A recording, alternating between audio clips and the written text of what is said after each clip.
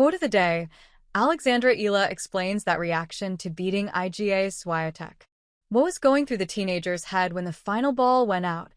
Alexandra Eala's shocking upset of number 2 seed Iga Swiatek surprised anyone watching on Wednesday, and even one of the competitors in the match, the Filipina teenager herself. It's no secret that the 19-year-old 6-2, 7-5 win over former Miami champion Swiatek was a head-turner. A wild card, Eala is the second such player to ever beat 3 Grand Slam champions in the same event, and she continued what was already a historic run for a player from the Philippines. She also served up just Swiatek's third tour-level loss ever to a player ranked outside the top 100.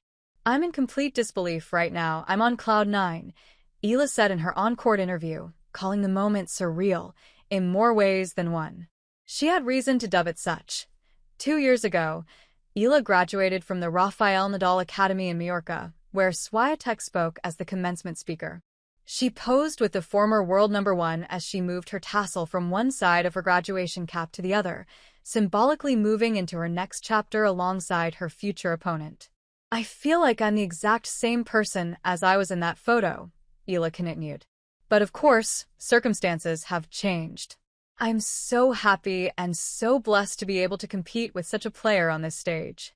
All that together led to a puzzlingly muted reaction from Eala on Wednesday when Swiatek's final backhand floated past the baseline. In the immediate of such a seismic win, a player might scream, jump for joy, or fall to the ground. But Eala did none of that. Instead, she simply stared into space, looking on the verge of tears, as her eyes grew wide with a half-shrug. While the emotions overtook her after she shook Swiatek's hand, Eala later explained what froze her in time to begin with. When that last point was played and Iga hit that ball long, I couldn't decide whether it looked like you were about to cry or you were crying, or you were just in a state of shock." Alexandra Eala. "I couldn't decide either," smiling. "I think I was so in the moment, and I made it a point to be in the moment every point that it's hard to realize what just happened. It's hard to realize that you won the match. I really tried to soak it all in, because this has never happened to me before, and that's why I was looking at the screen. I really wanted to keep that moment in my mind, but staying in the moment, in fact, was part of what helped Eala secure the upset. She dominated Swiatek from the jump, to a tune of a 6-2, 2-0 lead, using her swinging left-handed strokes to keep the 5-time major winner on the back foot. Though she lost 4 straight games, she never let things get too far away from her, and denied Swiatek an opportunity to extend the match by breaking serve in the 10th game. He celebration.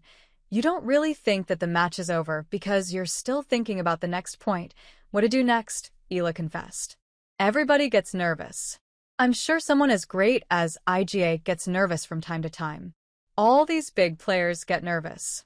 It's a matter of how you deal with it and how to compartmentalize. I really, really tried to just focus on the court and just feel like nobody else was there," she added. Whatever the result in the semifinals against either number 4 seed Jessica Pegula or 2021 U.S. Open champion Emma Raducanu, Eala has assured herself of a top 100 debut and rarefied air in her home country, a position she already occupied, to a degree, by winning the U.S. Open junior title in 2022. "I would love to think that I make a difference," she said. "That's the only thing I can do to give back to my country is to help inspire, to inspire change and positive change, to inspire people to pick up a racket, to watch more tennis, watch more women's tennis. I think that tennis in the Philippines has so much potential because even though it's not as widespread as other sports, I feel that we have a lot of hidden talent, and if we can have the support to back it up and the exposure to back it up, then I think that Philippine tennis can be a big thing."